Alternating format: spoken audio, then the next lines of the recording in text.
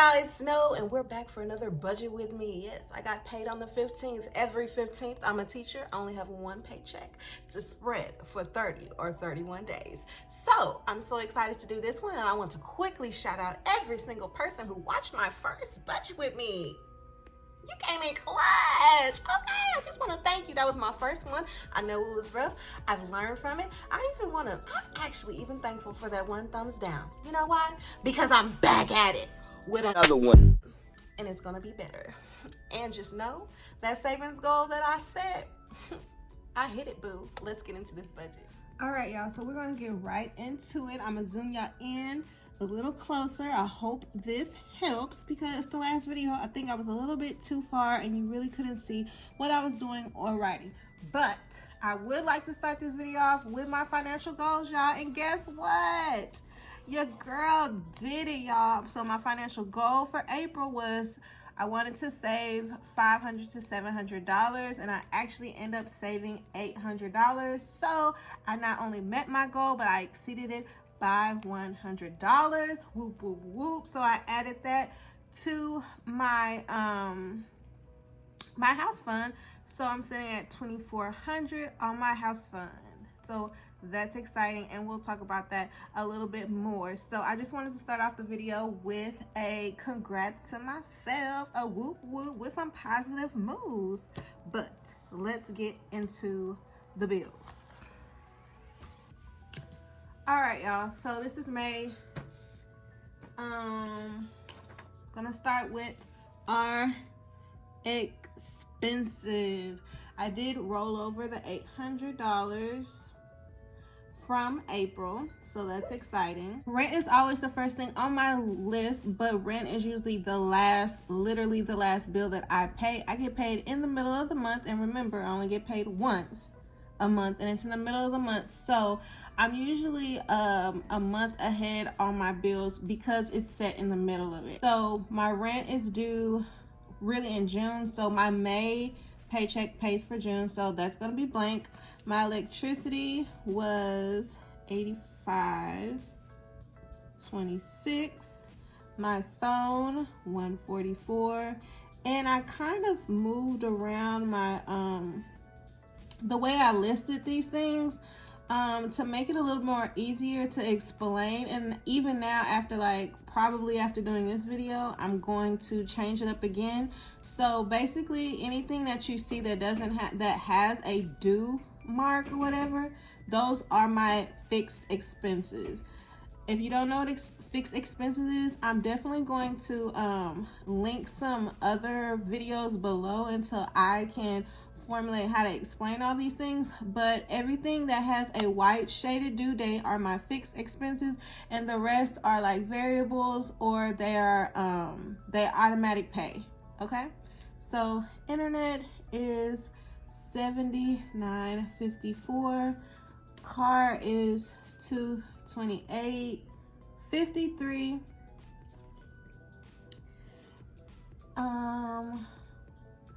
Bank of America 1 is $25. Bank of America 2 is $25. My insurance is $203. Now my insurance has my car and my renters, and even though that's fixed, it comes out automatic. That's why it has the green. So I never really know what that due date is. I just know it always comes out, and I have it set up for after I get paid. Groceries, we're going to keep it at $500, but I doubt that I will use it. Like, I don't even think I've used $200 of this money yet. So I think it's high, but I don't plan on using it. My allowance is $500. Doctors or medicine, $20. Pay myself, $100. YouTube TV, which I'm absolutely positively love. I love it. I love it. I love it. I'll probably keep it for a long time. Netflix $14.06. Disney $7.57.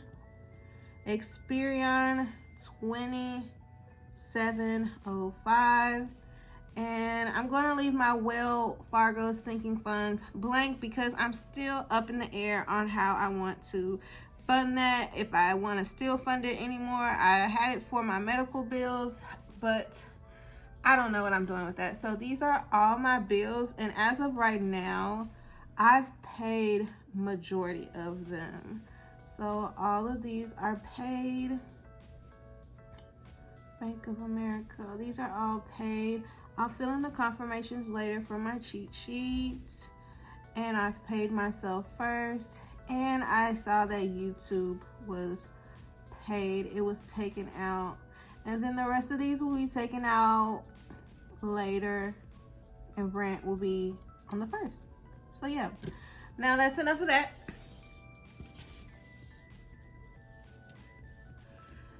Whew, so expenses, y'all. I never realized how complicated my process is until I was trying to explain it. So I kind of moved some things around. This is the $500 from the allowance that I have, and it's broken up into different categories, and everything, there should be remainder. I move over $500 to play with. I know that's a lot of money to play with, but I usually do not move that. I usually do not use all that money. I usually don't use all that money, but just moving stuff out and having things in different accounts really helped me out. So we're gonna skip that, and then we're gonna go to debt. I started my Bank of America debit card. The first one is at $207, and the second one was at $114. And my card balance is at $3,919.63. So moving down to my savings, I'm paid myself. I started at $400. That was April, so of course we're in May, so I added $100, so I'm at $500. My 52-week challenge, I was at $254 for the end of that pay period, and I'll be adding in money.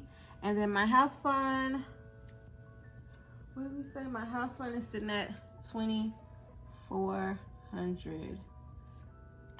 And I did take off my paycheck transfer because I want to focus on certain things. I want to focus on getting this to 5,000 so I can flip it back to just my regular savings.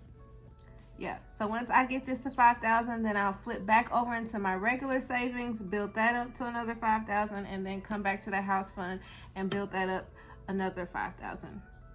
So I just flip-flop that way that I can work towards a goal, but also continue working towards creating a savings, a cushion, a rainy day, just for anything that may happen. So this is my budget that we have for May. I think it's good. I do want to set another financial goal. Y'all, I was so excited to see that I did meet my financial goal, but it kind of pushed me to be like, can I up it?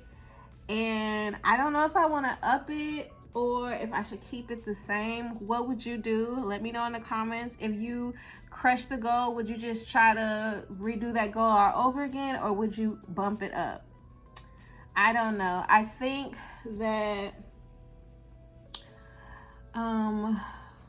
I want to save. I think I'm going to do it again. $500 to $700, and add it to my saving, my house fund. That is my goal. So we're going to try to do 500 to 700. I really was trying to do 1,000, but you know, I don't think I'm ready for that. I think I need to continue to work on my skill of saving this amount of money, because this is fairly new for me to be able to save this amount of money. Yes, it is due because we're all in the house. I'm really not an online shopper, so I'm not even spending money in that aspect. So I'm just gonna keep running with this and see what happens. and I'm going to do a better job of tracking this.